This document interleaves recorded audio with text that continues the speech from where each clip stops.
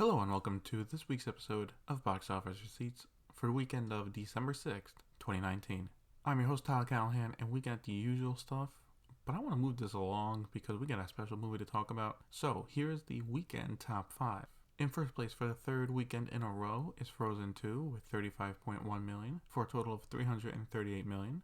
In second place again is Knives Out with $14.2 million for a total of $63.5 million. In third place is Ford vs. Ferrari with $6.65 million for a total of $91.2 million. In fourth place is Queen and Slim with $6.64 million for a total of $27 million. Lastly, in fifth place is A Beautiful Day in the Neighborhood with $5.2 million for a total of $43.1 million. So my predictions were right, but anyone could have guessed those. So let's see. Frozen 2 continues to dominate. Knives Out is showing good legs with it only dropping 43% compared to its opening weekend.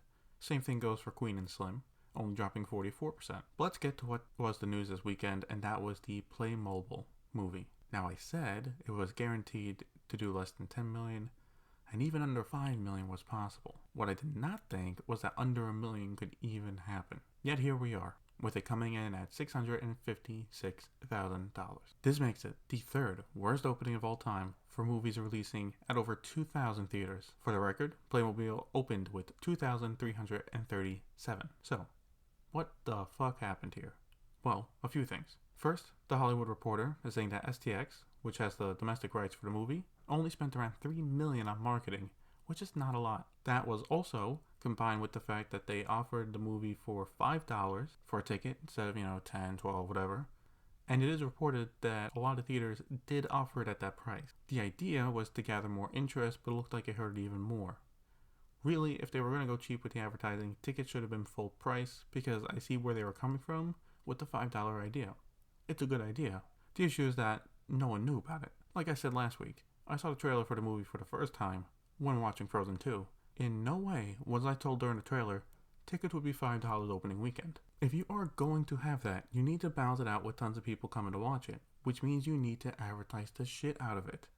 If every trailer and TV spot does not mention that tickets are $5 open weekend, you failed. Now SDX is not completely fucked here. Yes, they have distribution rights domestically, but that's only because they bought them. And they did not have a hand in financing the movie, which apparently has a budget from anywhere of $40 million to $75 million, which I don't even know how this movie would cost that much, but okay.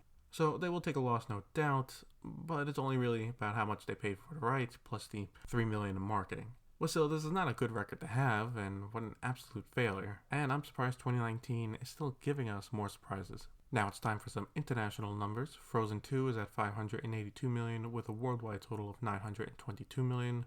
It'll probably hit $1 billion in about a week, 2 at most.